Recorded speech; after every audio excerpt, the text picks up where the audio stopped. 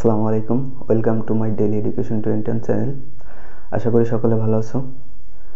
আজকে অষ্টম শ্রেণীর গণিত বিষয় প্রথম অধ্যায় পর্ব 2। আগের দিন আমরা পর্ব 1 করেছিলাম, তো আজকে হচ্ছে পর্ব 2 করাবো। তো পর্ব 1 হচ্ছে আমরা প্যাটার্ন শিখেছিলাম, আজকে আমরা মৌলিক সংখ্যা শিখব। আগে জানতে হবে মৌলিক সংখ্যা কাকে বলে। মৌলিক সংখ্যা সংজ্ঞাটি কি? মৌলিক সংখ্যা হচ্ছে একের থেকে বড় যে সকল সংখ্যার এক ও ওই সংখ্যা ব্যতীত অন্য কোনো গুণনীয়ক নেই সেগুলোকে মৌলিক সংখ্যা বলে। তো আমরা বলতে পারি যেমন 2 1 গুণ 2, 2 অক্ষে 2, এর কিন্তু আর কোনো গুণনীয়ক নেই। তারপর হচ্ছে 3, 3 অক্ষে 3, তো 3-এরও কোনো গুণনীয়ক নেই। 1 এবং ওই সংখ্যা অর্থাৎ 3 এছাড়া আর কোনো গুণনীয়ক নেই, তার মানে 2 ও 3 দুইটাই কিন্তু মৌলিক সংখ্যা। তো এখন আমরা দেখতে পারি যে অমৌলিক সংখ্যা কোনটি। 4, 1 গুণ 4, 4 অক্ষে 4, আবার 2 গুণ 2, 2 দুগুণেও 4 হয়, তার মানে 1 ও 4 ওই সংখ্যা ব্যতীত আবার 2ও আছে, তার মানে 4 মৌলিক সংখ্যা না।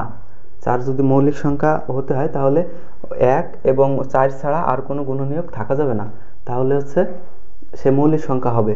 কিন্তু এখানে যেহেতু 1 এবং ওই সংখ্যা ব্যতীত আবার 2ও আছে, সেহেতু এটা মৌলিক সংখ্যা না। পরে আমরা সিরিয়ালভাবে এরকমই দেখতে পারি যে 5 গুণ 5, 5 অক্ষে 5, কিন্তু 5-কে কিন্তু আবার অন্য 5-এর কিন্তু অন্য কোনো গুণনীয়ক নেই, 1 এবং 5 এটাই। তো 5ও হচ্ছে মৌলিক সংখ্যা। এবার 6 দেখতে পারি, 6 অক্ষে 6, আবার 3 দুগুণে 6, 6 অক্ষে 6, 3 দুগুণে 6, আর যায় না, দুইবারই যায়, তো এটাও কিন্তু মৌলিক সংখ্যা না।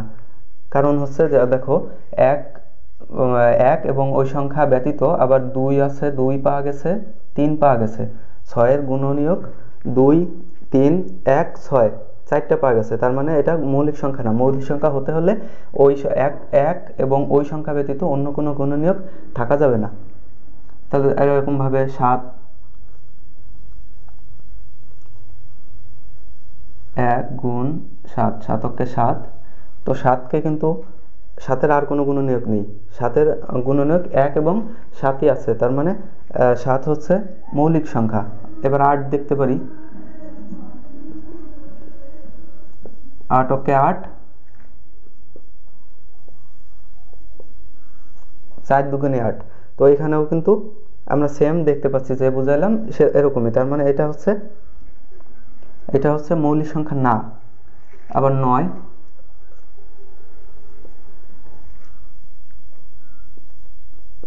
9 অক্ষে 9,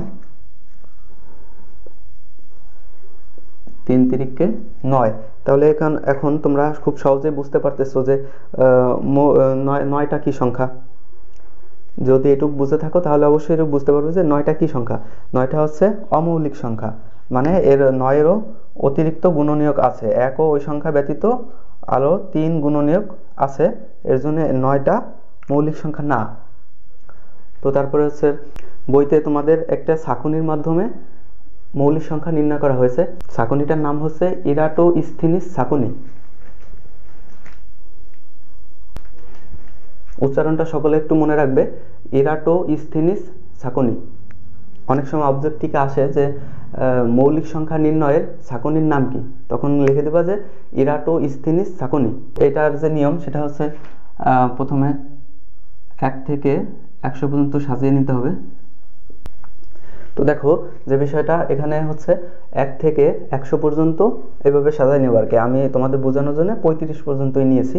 এখন সব থেকে ছোট মৌলিক সংখ্যা যেটা, সেটা প্রথমে চিহ্নিত করবা।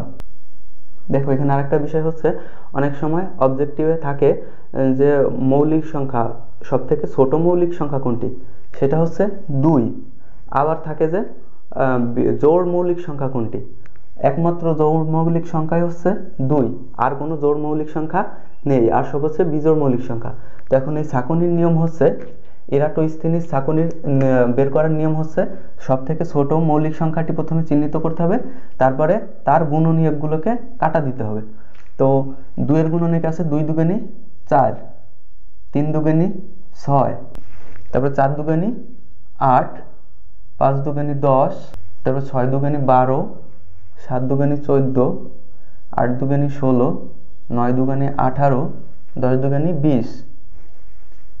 তো এখন আমরা দেখব এইখানে কাটা বাদ পড়ে নাই কোনটা, সেটাও কিন্তু মৌলিক সংখ্যা। যেটা যেটা কাটা পড়বে সেটা হচ্ছে অমৌলিক সংখ্যা। তো এখানে কাটা যায়নি 3, তাহলে এবার আমরা 3-এরও গুণনীয়ক করব। তো 3 অকে 3, তারপরে আছে হচ্ছে 3 দুগুণে 6, 6 তো আগেই কাটছি, তারপর আছে 3 তিরিকে 9, তারপর আছে 3 4 12, 12 আগে কাটছি, তারপর আছে 3 5 15, তারপর আছে 3 6 18, 18 আগে কাটছি, তারপর আছে 3 7 21, তারপর আছে 13টা 24, তারপর আছে 3 9 27,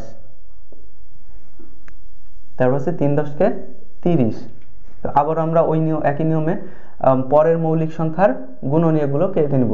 তো এখন আমরা দেখতে পাই যেগুলো হচ্ছে কাটা গেছে ওইগুলো অমৌলিক সংখ্যা, আর যেগুলো কাটি নাই সেগুলো হচ্ছে মৌলিক সংখ্যা।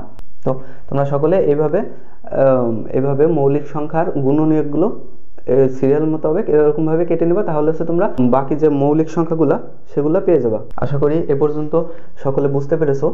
এখন দেখো মোট মৌলিক সংখ্যা 1 থেকে 100-র ভিতরে আছে হচ্ছে, এখন যে বিষয়টা দেখো এখানে কিন্তু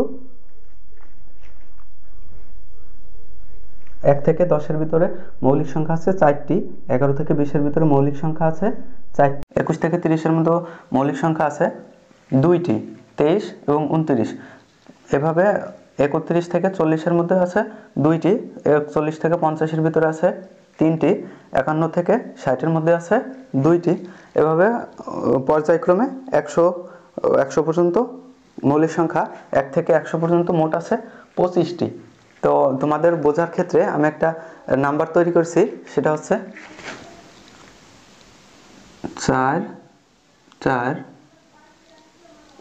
2 2 3 2 2 3 2 1। তো দেখো এটা একটি টেলিফোন নাম্বারের মতোই বললে চলে। তো এই নাম্বারটি তোমরা সকলে মুখস্থ করে নেবে, তাহলে তোমাদের খুব সহজ হবে এই মৌলিক সংখ্যাগুলো বোঝার ক্ষেত্রে। কারণ অনেক সময় অবজেক্টিভে থাকবে যে 1 থেকে 10-এর ভিতর কয়টি মৌলিক সংখ্যা আছে, তখন তুমি খুব সহজে এই নাম্বারটি মুখস্থ থাকলে বলে দিতে পারবে যে 1 থেকে 10-এর ভিতরে 4টি মৌলিক সংখ্যা আছে। কারণ হচ্ছে 1 মানে হচ্ছে প্রথম এটার মধ্যে আছে, প্রথমটায় আছে 4টি মৌলিক সংখ্যা, মানে 1 থেকে 10-এর ভিতরে 4টি মৌলিক সংখ্যা আছে।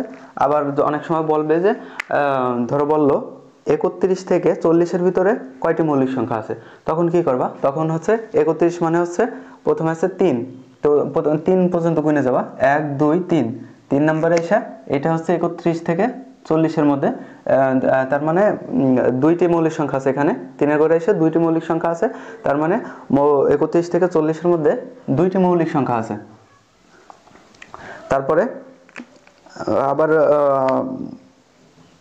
আবার মনে করো বললো 61 থেকে 70-এর ভিতরে কয়টি মৌলিক সংখ্যা আছে, তখন কি করবা, তখন এই নাম্বারটি তোমার যদি মুখস্থ থাকে তাহলে খুব সহজেই তুমি নাম্বারটি প্রথমে লিখে নিবা খাতায়, লিখে নেওয়ার পরে তারপরে তুমি হিসাব করবা যে 61 থেকে 70-এর ভিতরে কয়টি মৌলিক সংখ্যা আছে, তখন হচ্ছে 61 বলছে যেহেতু তাহলে হচ্ছে 6, তাহলে এভাবে গুনে নেবা 1 2 3 4 5 6, 6 নম্বরে এসে 2টি মৌলিক সংখ্যা 2 আছে, তার মানে হচ্ছে 61 থেকে 70-এর মধ্যে 2টি মৌলিক সংখ্যা আছে।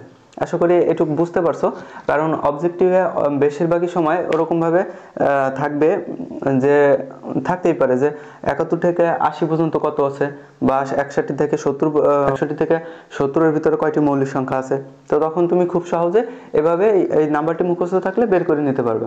কারণ হচ্ছে অবজেক্টিভে সময়েরও একটা ব্যাপার আছে, একটা টিক দাগানোর জন্য তুমি সময় পাবা 1 মিনিট, তাহলে তুমি 1 মিনিটের ভিতরে এত বড় সাকনি করা তো আর তোমার পক্ষে সম্ভব না। তাহলে যদি তুমি এই নাম্বারটি শুধু মুখস্থ রাখো তাহলে এই প্রশ্নগুলোর উত্তর খুব সহজেই তুমি দিতে পারবা। আশা করি সকলে মৌলিক সংখ্যা কাকে বলে খুব সুন্দরভাবে বুঝতে পারছো। তো আমাদের ক্লাস আজকে এই পর্যন্তই। আজকের ক্লাস ছিল পর্ব 2 এবং মৌলিক সংখ্যা সম্পর্কে। তো মৌলিক সংখ্যা সম্পর্কে তোমাদের খুব ভালোভাবে বোঝানোর চেষ্টা করলাম। এখন তোমরা ক্লাসটা যদি খুব সুন্দরভাবে করো তাহলে খুব সহজেই মৌলিক সংখ্যা সম্পর্কে বুঝতে পারবে, মৌলিক সংখ্যা কাকে বলে এগুলো খুব সুন্দরভাবে বুঝতে পারবে। তা আবার আমরা পরবর্তী 3 নাম্বার পর্ব নিয়ে আসবো। ততক্ষণে তোমরা সকলে ভালো থাকবে। আসসালামু আলাইকুম।